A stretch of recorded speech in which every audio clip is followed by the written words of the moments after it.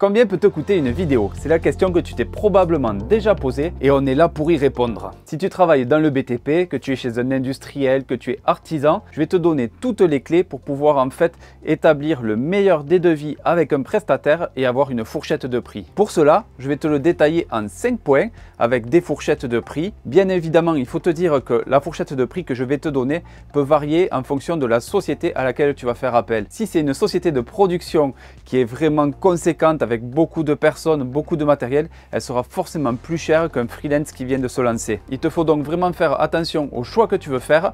Avant d'aborder ces 5 points, je veux vraiment te mettre en garde parce qu'il faut regarder le type de contenu que font les prestataires auxquels tu vas faire appel. C'est très important parce qu'en allant voir le type de vidéo qu'ils font, tu seras rassuré par rapport à leur contenu et tu sais que peu importe le prix qu'ils pratiquent, tu sais déjà que la qualité sera au rendez-vous et c'est une crainte de moins pour toi. Donc vraiment, je t'incite à aller voir le contenu que font les gens auxquels tu veux faire appel. Le premier point, c'est l'objectif de ta vidéo. Il faut savoir qu'une vidéo peut avoir plusieurs objectifs. Moi, je te conseille vraiment d'en choisir un parce que sinon tu vas perdre ta cible. Les gens qui vont regarder ta vidéo vont pas vraiment savoir ce que tu proposes dans cette vidéo et je t'explique. Une vidéo peut être utilisée pour présenter un chantier, pour présenter un produit, présenter un service ou bien recruter tout simplement. Mais tu vois, chaque élément, c'est vraiment important de pouvoir le définir en amont de ta demande de devis avant d'appeler un prestataire parce que cela conditionnera vraiment toute la suite des autres éléments. Vraiment, la façon de tourner d'un prestataire ne sera pas la même si tu dois filmer un chantier de A à Z qui peut durer 1 an et demi ou si tu dois juste faire des interviews par exemple pour du recrutement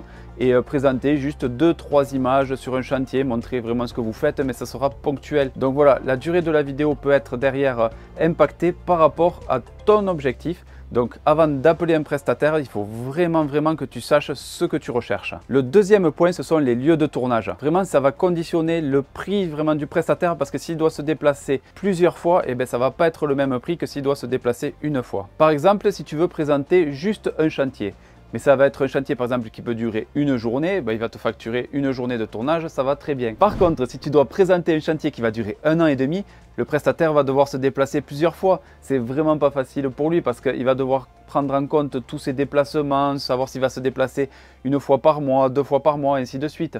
Donc tu vois, vraiment ça peut impacter le devis. Donc il faut vraiment en amont, toi, définir quel chantier tu souhaites prendre en compte pour ta vidéo. Ensuite, il faut savoir que tu peux tourner sur un chantier, mais peut-être que tu as besoin d'images de plusieurs chantiers. J'ai des clients, moi par exemple, qui avaient besoin de présenter des offres pour les particuliers et pour les professionnels. C'était pas la même cible et pourtant ils voulaient tout réunir dans une seule vidéo. Et donc il m'a demandé d'aller sur plusieurs chantiers, des chantiers dans le tertiaire pour le professionnel et des chantiers de rénovation chez les particuliers pour vraiment présenter l'ensemble de son offre. Tu l'as compris, savoir combien de fois il va devoir se déplacer est un élément majeur pour un prestataire. Tu as aussi peut-être plusieurs bureaux partout en France, j'en sais rien, et du coup, s'il doit se déplacer dans chacun des bureaux pour présenter un peu l'ensemble de ton entreprise, ça peut être un coût supplémentaire. Donc vraiment, il faut que tu conditionnes vraiment tous les lieux de tournage qui peuvent être utilisés par rapport à ton objectif qui était dans le point 1. Le troisième point, on en a déjà un peu parlé, c'est la durée des chantiers,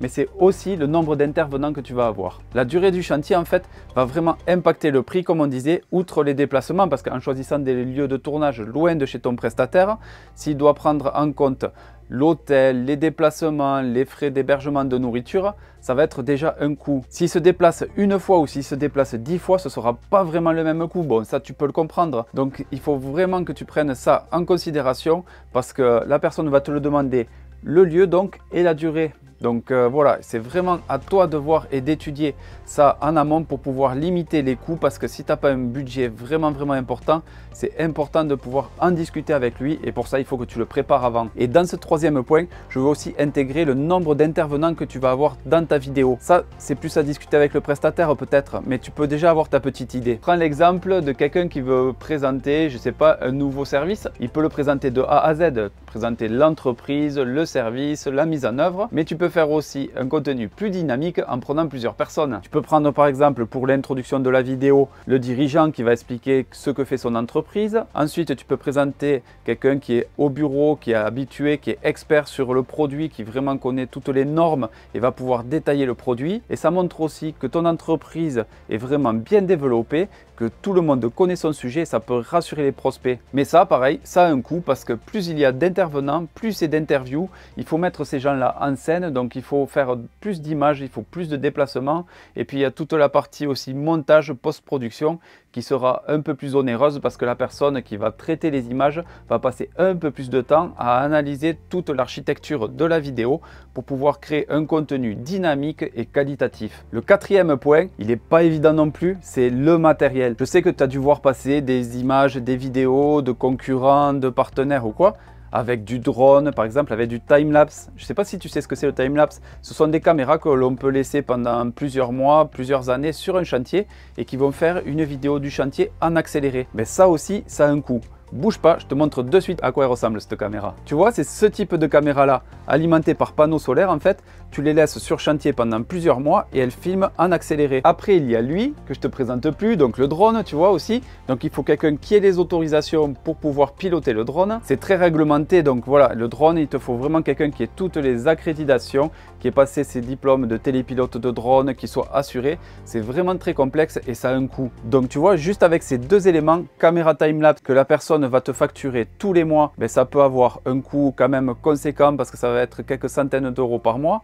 Et le drone, ben, à la journée, en moyenne, c'est dans les 800 euros. Un prestataire juste dédié pour télépiloter un drone. Donc tu vois, le matériel, si tu utilises ces caméras-là, ce drone, même si la personne doit louer du matériel supplémentaire, ça va impacter en fait sur le prix de la vidéo. Donc ça, c'est à bien définir, voir quels sont tes besoins, pour voir s'il peut y répondre, s'il ne peut pas y répondre, voir s'il va avoir besoin de cadreurs supplémentaires par exemple. Si c'est une grosse journée de tournage, moi il m'arrive de prendre avec moi un cadreur parce que je sais que je ne vais pas pouvoir répondre à toute la demande seul. Donc il peut y avoir de la photo, en plus télépiloter le drone. Tout ça fait que ça me crée une surcharge mentale. Souvent il m'arrive de faire des erreurs parce que je dois installer aussi le cadre pour les interviews. Je préfère prendre quelqu'un avec moi, être plus serein, mais bon, ça a un coût aussi pour mon client. Et tout ça, c'est à peser et c'est vraiment à définir en amont. Au moins, toi, tu sais vers où tu pars. Avant d'attaquer ce cinquième et dernier point, n'oublie pas qu'on va détailler juste après combien coûte chacun de ces points. Au moins, tu auras des fourchettes de prix. Vraiment, pour avoir d'autres conseils sur la vidéo dans le bâtiment, n'hésite pas à t'abonner. Vraiment, je suis ici pour t'aider vraiment à cartonner en vidéo, vraiment avoir des connaissances qui correspondent à tes envies, ta demande, te développer. On est ici pour parler sans tabou de la vidéo. Le but, c'est vraiment que, en tant qu'entrepreneur, artisan, industriel, toi, tu saches vers où tu vas, ce qu'on peut faire en vidéo dans le BTP et être conscient que c'est une chance formidable d'avoir tous nos outils à l'heure actuelle. Donc, autant en profiter. Cinquième et dernier point avant d'attaquer le prix, c'est le format vidéo. Vraiment, par rapport à ce que tu souhaites, par rapport au contenu que tu souhaites diffuser sur ton site, sur les réseaux, le format va jouer grandement. Tu peux avoir du format long, des vidéos de plus de 5 minutes, du format court avec des vidéos d'1 minute. Tu peux faire des vidéos en format vertical, d'autres en format horizontal. Tu peux demander aussi du motion design, c'est l'animation de logos, des effets visuels et tout. Donc ça aussi, c'est un coût vraiment conséquent. Et surtout, voilà, savoir si tu veux une ou plusieurs vidéos par rapport au tournage. Parce que ça va aussi impacter le devis du prestataire. Donc c'est vraiment important que toi, en amont, tu aies un peu une idée, même approximative, de ce que tu souhaites. Ça permettra en fait à la société de production vidéo de définir un prix vraiment cohérent par rapport à ta demande. Donc à partir de là, je vais te détailler moi à quel prix je facture environ chacune de ces étapes et comme ça te donnera un ordre d'idée par rapport au prestataire, ce que lui peut te facturer et voir si ça rentre dans ton budget ou pas. Le premier point pour l'objectif de la vidéo. Souvent ce que je demande à mes clients, c'est quelle est leur marge brute sur un chantier. Ça va me permettre d'établir un devis approximatif par rapport à leurs besoins. Parce qu'il faut savoir que si je connais la marge brute sur un chantier, je sais qu'en moyenne, ils vont avoir 2-3 chantiers signés par an grâce à la vidéo. Donc en connaissant la marge brute, par exemple si elle est de 1000 euros, la vidéo est valable 3 ans, ça fait 9000 euros. Donc moi, dans mon budget, il faut que je reste en dessous de ces 9000 euros pour que la vidéo soit rentable. C'est pour ça que j'aime beaucoup discuter avec mes clients pour pouvoir adapter mon budget par rapport à leurs besoins et être carré par rapport à leurs demandes et ne pas me tromper si jamais je suis trop cher, pas assez cher. Et c'est vraiment un équilibre gagnant-gagnant. Par rapport au deuxième point, par rapport au nombre de chantiers, de lieux de tournage et tout, ce que moi je fais, c'est que je laisse les frais de déplacement et d'hébergement à charge de mon client. Ce qui fait que s'il doit m'envoyer à droite à gauche pour des tournages, c'est lui qui prend en charge tous les frais. À partir de là, je facture chaque journée de tournage. Il faut savoir que pour moi, c'est en moyenne 1000 € la journée de tournage avec du contenu photo et vidéo. Pour le troisième point, pour la durée des chantiers, ça pareil, c'est facturé par rapport au nombre de fois que j'y vais, par rapport à la distance. Et voilà, sur un an, bien sûr, le prix va être dégressif parce que le but, c'est pas d'assommer non plus mes clients.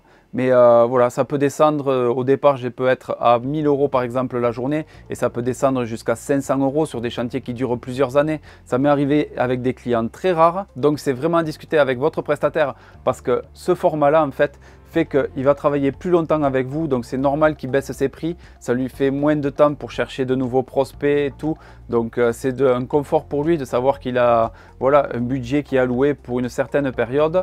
Donc il faut qu'il joue le jeu aussi de baisser les prix des journées de tournage si les chantiers durent très longtemps. Par rapport au matériel, donc ce qu'on disait, le drone, les caméras time-lapse, il faut savoir qu'un prestataire drone indépendant facturera environ 800 € la journée de tournage. Je sais que ça peut te paraître un peu cher, mais le problème c'est qu'il prend des risques. C'est vraiment délicat de nos jours de conduire et de piloter un drone parce qu'il faut faire énormément de demandes.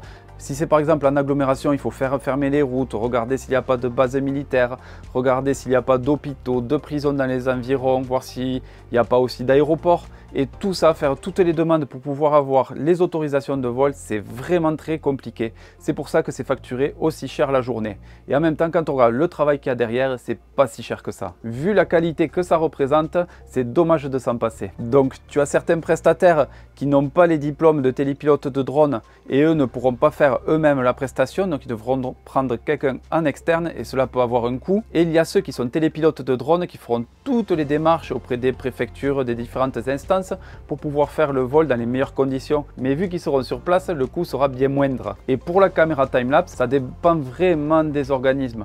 Il y en a qui vont facturer, souvent c'est au mois.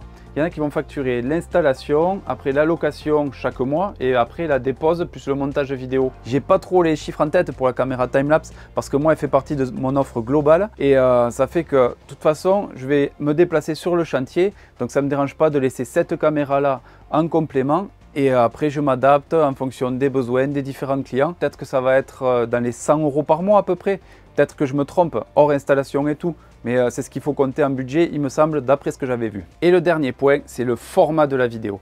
Vraiment, si tu veux une vidéo longue, une vidéo courte, plusieurs intervenants, plusieurs vidéos, là, ça va être tout ce qui est post-production, donc toute partie montage. Pour calculer ça, moi, pour ma part, pour le montage, c'est très simple et je vais t'expliquer de suite comment je fais. Pour une journée de tournage, quand c'est des formats courts, que je me déplace une journée, je compte 2 jours de montage, que je facture aussi 1000 € la journée. Donc ça fait que pour une journée de tournage à 1000 €, je facture les journées de montage à 1000 € chacune de plus, ça fait 3000 €. Et pour les très longues périodes, quand c'est des vidéos qui vont être tournées pendant plusieurs années, en fait c'est au nombre d'heures de rush que je vais faire.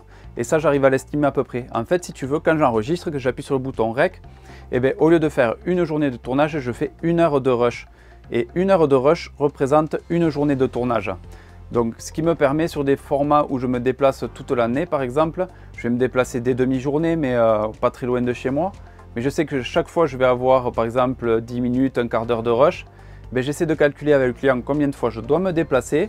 Je regarde combien d'heures de rush ça fait et après je dis 1 heure de rush c'est égal à une journée de tournage. Donc 1 heure de rush égale 1000 € de plus pour le montage. Pourquoi cette différence? Parce que souvent sur les chantiers à courte durée, sur une journée, je vais tourner beaucoup plus qu'1 heure. Et donc voilà, je sais que derrière ça va être beaucoup plus de travail. À force, j'ai pris l'habitude de calculer comme ça et c'est un format qui fonctionne vraiment. Tu l'as compris, il y a différents paramètres, différentes choses à intégrer pour la demande de devis. Ça reste mes prix, c'est mes fourchettes de prix que je t'annonce là. Bien sûr, tu vas avoir des gens qui sont beaucoup plus chers, tu vas avoir des gens qui sont beaucoup moins chers. C'est à discuter, c'est surtout voir ce qu'ils proposent comme contenu, voir si ça te correspond. Moi, ça te permet d'avoir une idée en fait. Je sais que cela fonctionne, cela est rentable pour tous mes clients. Donc tu sais que voilà, dans cette fourchette là, si tu tombes avec un bon prestataire, ce sera toujours équitable. Et en point bonus, il te faut aussi demander comment ça se passe pour les retouches à ton prestataire. Qu'est-ce que c'est les retouches? En fait, c'est tous les petits détails que tu souhaites changer dans la vidéo. Cela peut aller du changement de musique jusqu'à énormément de plans, de scènes. Et voilà, et c'est important quand tu fais la demande de devis avant de signer, de savoir jusqu'où la personne est prête à aller pour modifier les vidéos. Souvent, les prestataires vidéo autorisent 2 ou 3 retouches. Et tu en as même certains qui te proposent de choisir une musique parmi plusieurs en amont de la production de la vidéo. Et ça, c'est vraiment intéressant parce que toi, ça te permet de donner une orientation à ta vidéo. Tous ne le font pas, donc c'est vraiment à discuter. En général, les sociétés de production vidéo sont assez ouvertes, donc si tu en fais la demande, je ne vois pas pourquoi ils diraient non. Et pour conclure, la vidéo n'est pas un coût, mais c'est un investissement. Faire une vidéo par une société de production audiovisuelle, il faut savoir que c'est un investissement en moyenne sur 3 ans qui te permettra d'attirer des prospects, de présenter en fait tout ton professionnalisme, toute ton expertise et pour recruter aussi. On n'y pense pas souvent, mais travailler ton image de marque, ta marque employeur, c'est vraiment utile en vidéo. Tu vois, il ne faut vraiment pas voir ça comme un coût, mais comme un investissement. Si tu as besoin d'avoir d'autres réponses, n'hésite pas à m'écrire, à liker la vidéo parce que voilà, je suis là pour parler sans langue de bois, en toute transparence. Et si tu as besoin d'autres conseils, n'hésite pas, abonne-toi et je te dis à bientôt. Ciao!